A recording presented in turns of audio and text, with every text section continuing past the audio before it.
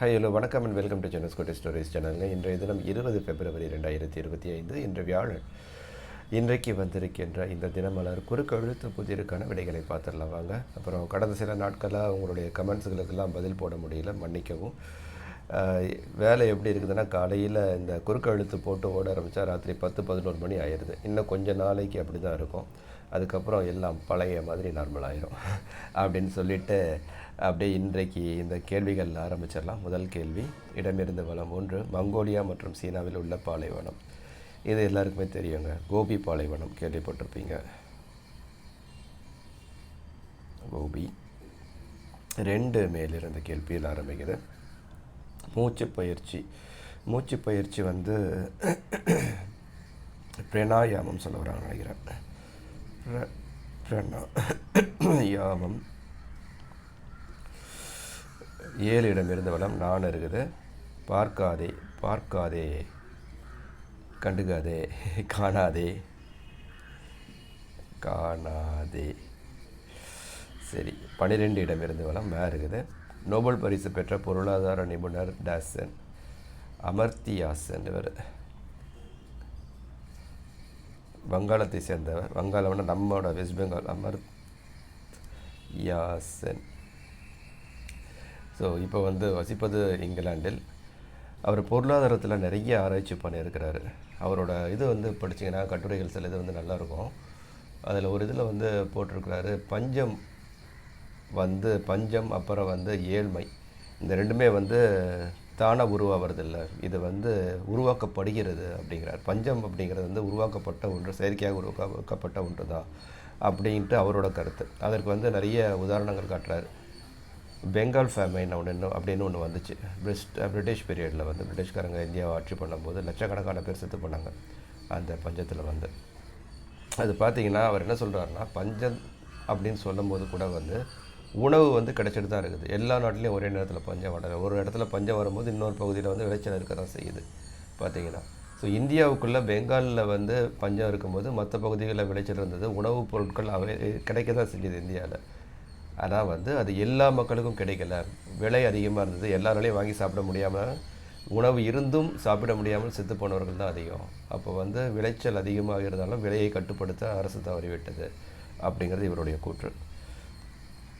சரி, 8 மேலிருந்து கேள்வி எத்துன்னு இருக்குது. இதன் விதை தனியா. இது தெரியும்ப்பா, கொத்தமல்லி விதை தனியா.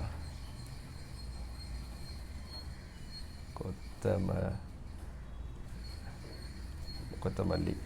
15 மேலே ஆரம்பிக்குது. என்னென்னு பார்க்கலாம். இறப்பு குறித்த அச்சம் யமபயம். மேலே ஆரம்பிக்குது. மரண பயம்.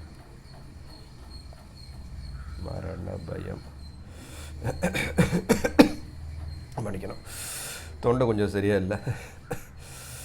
13 மேலிருந்து கீழ் இருக்குது. ஒத்துப்போகும் தன்மை. ஒத்துப்போகிற தன்மை, அதுக்கு என்ன ஒரு பேர் கொடுக்கலாம்? நான் இருக்குது.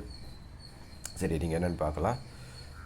20 இடமிருந்து வளம் பார்த்தா தெரியும். கேரளாவை சேர்ந்தவர் என்றாலும் தமிழ் திரை உலகிலும் தடம் பதித்தவர் டேஸ் பவன்மணி. கலாபவன்மணி.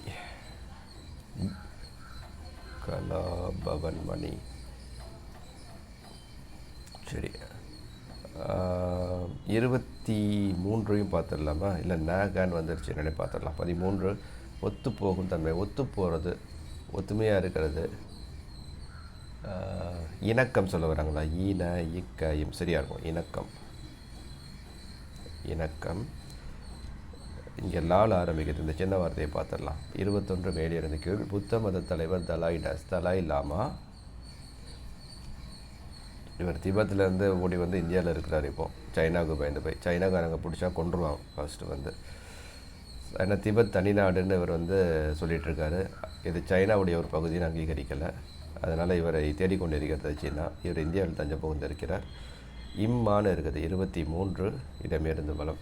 தமிழகத்தின் இயற்கை விஞ்ஞானி என்று போற்றப்படுபவர் நம்மாழ்வார்.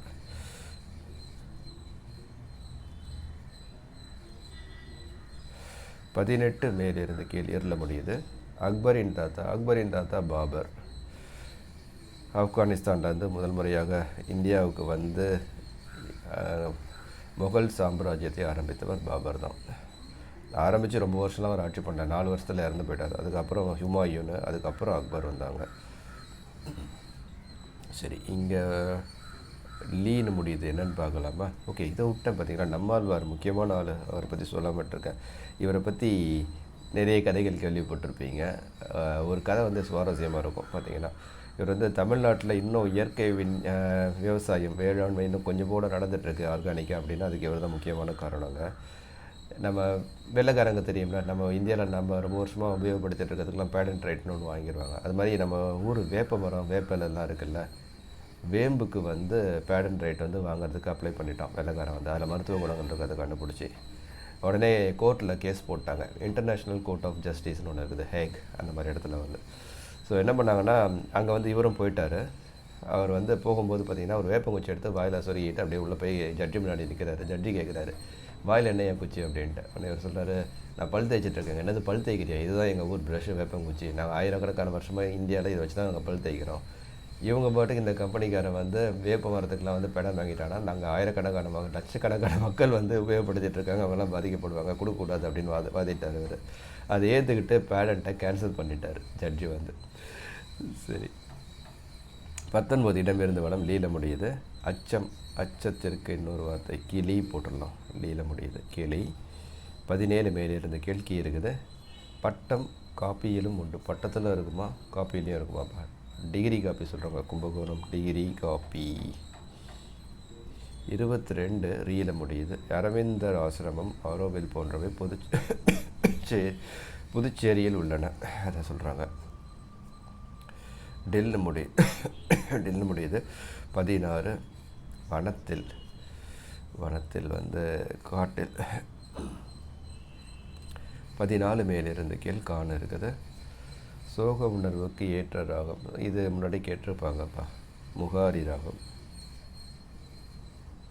ஊர்துளை ராகம் கூட சோகமாக தான் இருக்கும். சரி, 10 மேலிருந்து கீழ் இருக்குது, என்னென்னு பார்க்கலாம். பேருன்னா அதுக்கு இன்னொரு வார்த்தை இருக்கிற மாதிரி பாக்கியம் போடலாம்.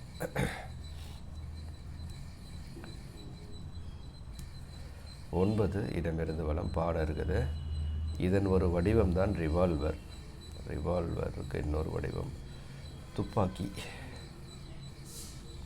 சின்ன கை துப்பாக்கி தான் ரிவால்வர். 11 மேலிருந்து கீழ் கீ இருக்குது. ஒரு விளையாட்டின் பெயர், விஜய் நடித்த ஒரு படத்தின் பெயரும் கூட. துப்பாக்கி கூட விஜய் நடித்த படம் தான். இன்னொரு படம் கேட்குறாங்க, கீயில் ஆரம்பிக்குது, கில்லி. சரி, அப்படியே 5 மேலிருந்து கீழ் இக்கில் முடியுது. எம்ஜிஆர் படம் என்றால் டேஸ் காட்சிகள் இல்லாமல் இருக்காது. எம்ஜிஆர் படம்னா வந்து என்ன காட்சி இல்லாமல் இருக்காது? சண்டை காட்சி தான். சிவாஜி படம்னா நடிப்பு காட்சி, எம்ஜிஆர் படம்னா சண்டை காட்சி. 4 இடமிருந்து வளம் சாருகிறது. டேஸ் ஜங்கா என்பது இமயமலையில் உள்ள ஒரு சிகரம். இது கஞ்சன் ஜங்கா. இது இந்தியா நேபாளம் பார்டரில் இருக்குது, கஞ்சன் ஜங்கா.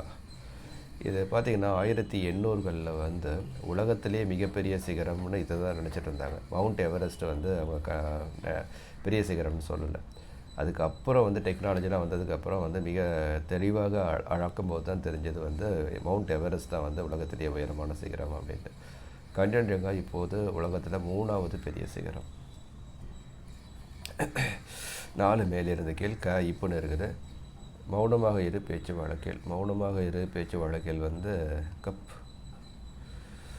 கப்ஷிப் சொல்கிறாங்க. சரி, 6 இடமிருந்து வளம் இப்பில் முடியுது. சீராபுராணத்தை எழுதியவர் டேஸ் புலவர், உமரு புலவர். 10ஆம் கிளாஸ் பாடத்தில் படிச்சிருக்கிறோம்ப்பா இவரை பற்றி. உமரு புலவர்.